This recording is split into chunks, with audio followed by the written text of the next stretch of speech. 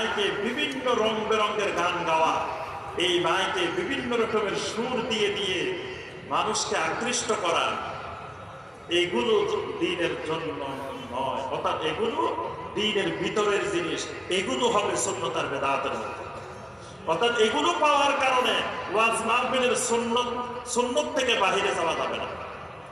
ওয়াজ মাহফিল মাইক ছাড়া যেমন ছিল, মাইক হইলেও তেমন হইত, কিন্তু মাইকটা ইবাদতের উপকরণ, ওই ওয়াজ শোনার উপকরণ, এই জন্য এটার সাথে সুন্নত বেদাতের সম্পর্ক নাই।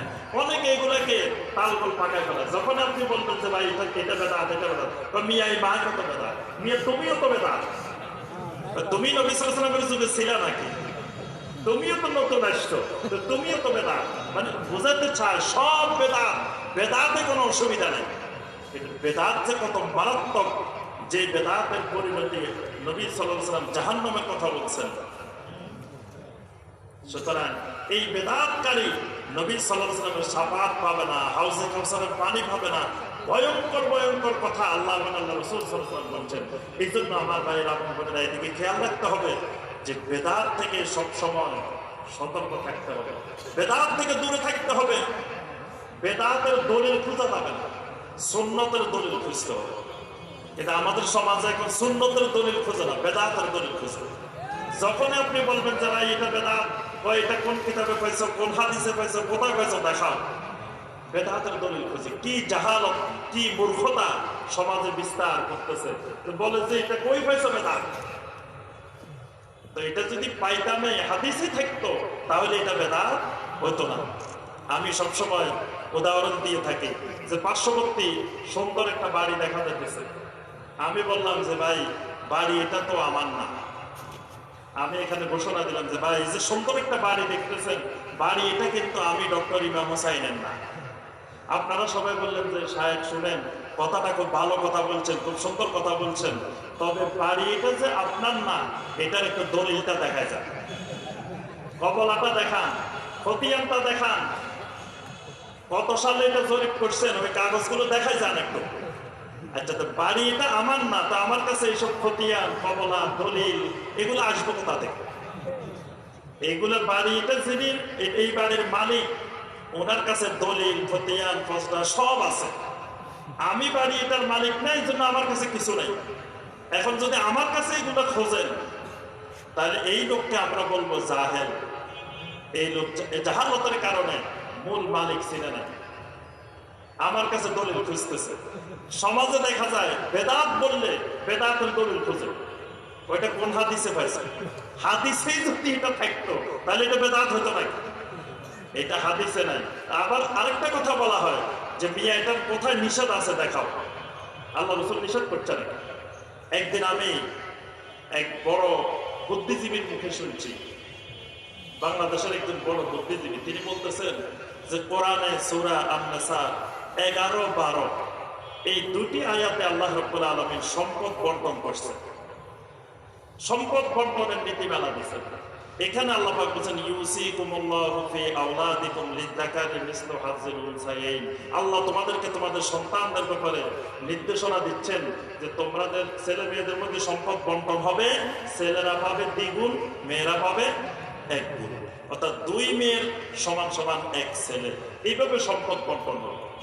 তো একজন বুদ্ধিজীবী বলতেছেন যে এখানে আল্লাহ সুবহানাহু ওয়া তাআলা বলছেন যে 2 জন সমান 1 জন, বলছেন ভালো কথা, আল্লাহ বলছেন কোনো অসুবিধা নেই, কিন্তু আল্লাহ কি এখানে নিষেধ করছে যে 1 ছেলে সমান 1 মেয়ে দিলে কোনো অসুবিধা হবে? এটা কি এখানে নিষেধ করছে? এটা যদি আমরা দিই অসুবিধা কি? টেলিভিশনে বলতেছেন যে এখানে আল্লাহ তো নিষেধ করে নাই, আল্লাহ বলছেন না যে এইভাবে দেওয়ার জন্য, বেশি দিলে কি আল্লাহর আপত্তি আছে নাকি? আল্লাহ তো এখানে নিষেধ করত না। ঠিক একইভাবে আমাদের সমাজে এরকম বলে যে মিয়া এটা তো করলে অসুবিধা কি, আল্লাহ রাসূল নিষেধ করছে নাকি? নবী সাল্লাল্লাহু আলাইহি ওয়াসাল্লাম করেন নাই, যদি আমরা বলি এটা নবী সাল্লাল্লাহু আলাইহি ওয়াসাল্লাম করেন নাই, সাহাবায়ে কেরাম করেন নাই, তো ভালো কথা, করেন নাই মেনে নিলাম, তা আমরা করলে কি নবী সাল্লাল্লাহু আলাইহি ওয়াসাল্লাম নিষেধ করছেন নাকি? বেদাত হওয়ার জন্য নবী সাল্লাল্লাহু আলাইহি ওয়াসাল্লামের নিষেধাজ্ঞা পাওয়া জরুরি না। নবী সাল্লাল্লাহু আলাইহি ওয়াসাল্লাম করেন নাই, বাস এখানে করাটাই বেদাতের জন্য দোষ, বেদাতের জন্য যথেষ্ট। প্রসিদ্ধ হাদিস, মুআবিয়া রাদিয়াল্লাহু তাআলা আনহু যখন বাইতুল্লাহ তাওয়াফ করতেছিলেন, বাইতুল্লাহর কোণগুলো সবগুলো স্পর্শ করতেছিলেন। আব্দুল্লাহ বিন আব্বাস রাদিয়াল্লাহু তাআলা আনহু বাধা দিলেন, বললেন যে নবী সাল্লাল্লাহু আলাইহি ওয়াসাল্লাম স্পর্শ করেছেন হাজরা আসওয়াদ আর রুকনে ইয়ামানি, বাকি দুটো তো নবী সাল্লাল্লাহু আলাইহি ওয়াসাল্লাম স্পর্শ করেন না। তখন মুআবিয়া রাদিয়াল্লাহু তাআলা আনহু বলছিলেন, নবী সাল্লাল্লাহু আলাইহি ওয়াসাল্লাম করেন নাই, আমরা যদি করি বাইতুল্লাহর ভিতরে তাহলে কি কোনো অসুবিধা আছে? এটা তো আল্লাহর ঘর, এটা দর্শি স্পর্শ করলাম, আল্লাহর ঘর তো মুবারক, লাল্লাযী বিবাক্কাতা মুবারাকান, এটা বরকতময়, এটা দৌড়লাম, অসুবিধা কি? তখন আব্দুল্লাহ বিন আব্বাস রাদিয়াল্লাহু তাআলা আনহুমা সূরা আল-আহজাবের 21 নম্বর আয়াতে কারিমা তেলাওয়াত করে শুনাইলেন, লাকাদ কানা লাকুম ফি রাসূলিল্লাহি উসওয়াতুন হাসানাহ, আল্লাহ রাসূলের মধ্যেই তোমাদের জন্য আছে উসওয়ায়ে হাসানা। নবী সাল্লাল্লাহু আলাইহি ওয়াসাল্লাম দুইটা কোণ স্পর্শ করেছেন, এই দুইটা স্পর্শ করার নাম উসওয়ায়ে হাসানা, বাকি দুইটা স্পর্শ করা উসওয়ায়ে হাসানার পরিপন্থী। নবী সাল্লাল্লাহু আলাইহি ওয়াসাল্লাম স্পর্শ করেন নাই, এটাই যথেষ্ট যে এই দুইটা স্পর্শ করলে সুন্নতের পরিপন্থী হবে। সম্মানিত ভাই ও বোনেরা, আলহামদুলিল্লাহ আমাদের সম্মানিত শায়েখ এসে উপস্থিত হয়ে গেছেন, তো আমি আর আলোচনা দীর্ঘায়িত করব না। আমরা সংক্ষিপ্তভাবে সুন্নত এবং বেদাত সম্পর্কে আলোচনা করেছি। আমরা এই বিষয়ে আরো জানার, আরো বোঝার চেষ্টা করব। এটা খুবই গুরুত্বপূর্ণ আমাদের জন্য, কারণ আমাদের সমাজে আমরা এখন সুন্নত কোনটা বেদাত কোনটা এটাই বুঝি না এবং দুটাকে আলাদা করতে পারি না। এই ক্ষেত্রে আমাদের ভালোভাবে সুন্নত জানা, বেদাত বোঝা, এটা আমাদের জন্য খুবই জরুরি। আল্লাহ রাব্বুল আলামিন আমাদের সবাইকে শিরক মুক্ত তাওহীদি ঈমান নসিব করুন। আল্লাহ পাক আমাদের সবাইকে বেদাত মুক্ত সুন্নতি আমল নসিব করুন। আল্লাহ রাব্বুল আলামিন আজকের এই ওয়াজ মাহফিলকে কবুল ও মঞ্জুর করে নিন। শেষ পর্যন্ত আল্লাহ পাক আমাদেরকে সবরের সাথে, মনোযোগের সাথে দ্বীনি কথাগুলো, আলোচনাগুলো শোনার, বোঝার, আমল করার আল্লাহ পাক তৌফিক দান করুন। আল্লাহ রাব্বুল আলামিন এই এলাকাবাসীকে কবুল ও মঞ্জুর করে নিন।